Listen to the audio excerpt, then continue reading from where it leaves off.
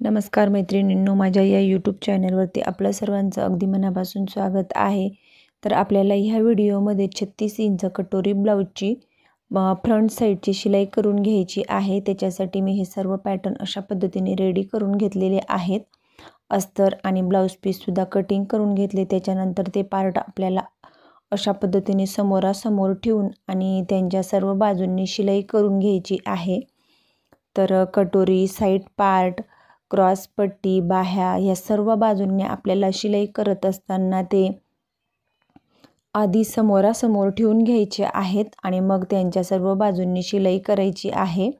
म्हणजे की जेणेकरून आपण जेव्हा शिलाई करत असतो तेव्हा एकाच बाजूचे दोघंही पार्ट शिलाई होणार नाही, याच्यासाठी आपल्याला काळजीपूर्वक अशा पद्धतीने करायचं आहे। तर बाहीचे पुढच्या साईडच्या पार्टला मी खुणा करून घेतल्या आणि बाहीला इथं दोरी पायपिंग असल्यामुळे मी अस्तर न पलटवता जागीच अस्तर मी फोल्ड करून घेतला आणि त्याच्यानंतर मी बाहीच्या सर्व बाजूंनी शिलाई करून घेत आहे।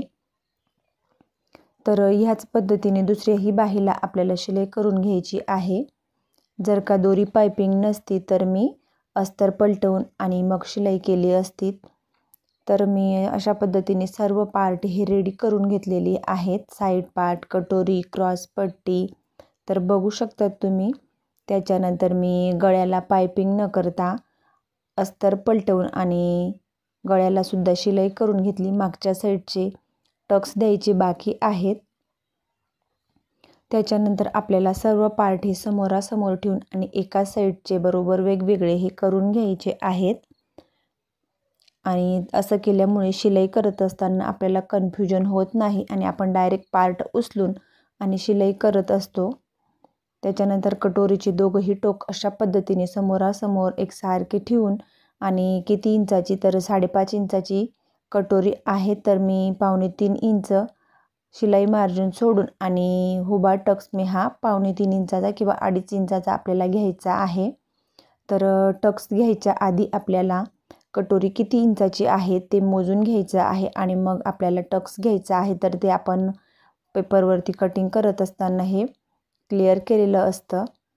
त्याच्यानंतर हे दोघंही कोणे एकमेकांवरती ठेवून आणि मग आपल्याला कटोरी आणि साईड पार्ट हे थोडं थोडं पकडत आणि शिलाई करून घ्यायची आहे। तर ते आपल्याला पुढे सुद्धा चेक करून घेत जायचं आहे की दोघंही पार्ट हे बरोबर येत आहेत किंवा नाही, आणि त्या मापानुसार आपल्याला थोडं थोडं पकडत ही शिलाई करून घ्यायची आहे। त्याच्यानंतर आपल्याला त्याच्यावरती डबल शिलाई सुद्धा करून घ्यायची आहे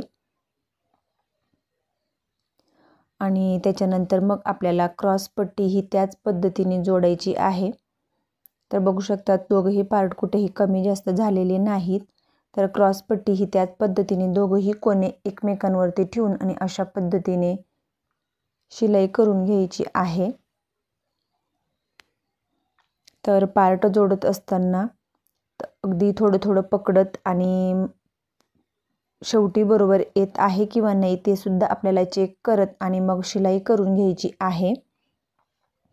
त्याच्यानंतर मी क्रॉस पट्टीवरती दाब शिलाई देऊन घेत आहे। तर याच पद्धतीने दोघंही पार्ट आपल्याला शिलाई करून घ्यायचे आहेत।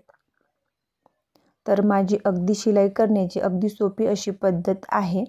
जर का थोडाफार कोणा पुढे येत असेल तर तो आपल्याला कट करून घ्यायचा आहे।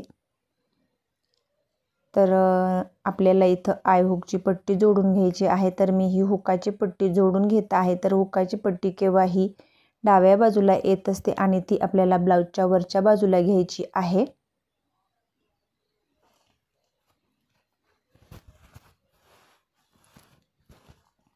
तर मी ती अशा पद्धतीने 2 इंचाची पट्टी घेऊन फोल्ड करून आणि शिलाई करून घेतली आणि त्याच्यावरती दाब शिलाई देऊन घेतलेली आहे।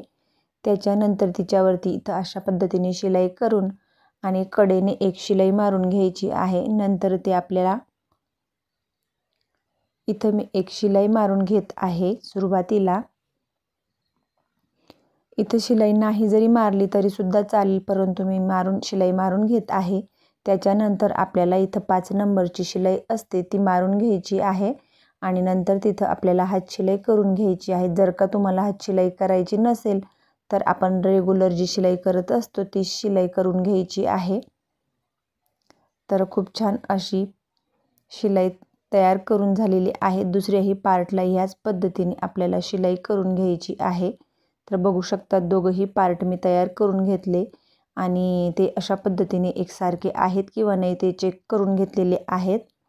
आणि आयपट्टी ही साध्या मशीनने मी त्रिकोणी बॉक्स तयार करून घेतलेले आहेत, म्हणजे की आय तयार करून घेतलेले आहेत। आणि दोघंही पार्ट रेडी झाल्यानंतर आपल्याला एकसारखे चेक करून घ्यायचे, कुठे कमी जास्त असतील तर ते बरोबर करून घ्यायचे आहेत। त्याच्यानंतर जर का तुम्हाला गळ्याला पायपिंग करायची असेल तर तुम्ही पायपिंग करू शकतात किंवा साधी शिलाई करायची असेल तर ती सुद्धा करू शकतात। तर मी ही 1.5 इंचाची क्रॉस पट्टी घेतलेली आहे आणि क्रॉस पट्टी ही मी 1.5 इंचाची घेतल्याने अशा पद्धतीने फोल्ड करून आणि तिच्यावरती शिलाई करून घेत आहे। तर बघू शकतात बरोबर 1 पॉईंटला जास्त म्हणजे की पाव इंच जरी घेतलं तरी सुद्धा चालेल। आणि अशा पद्धतीने अगदी थोडं थोडं पकडत आणि शिलाई करून घेत आहे। त्याच्यानंतर आपल्याला छोटे छोटे कट मारून घ्यायचे आहेत। तर केव्हा ही पायपिंग करत असताना अशा पद्धतीने कट मारले तर पायपिंग ही छान पद्धतीने फोल्ड होते।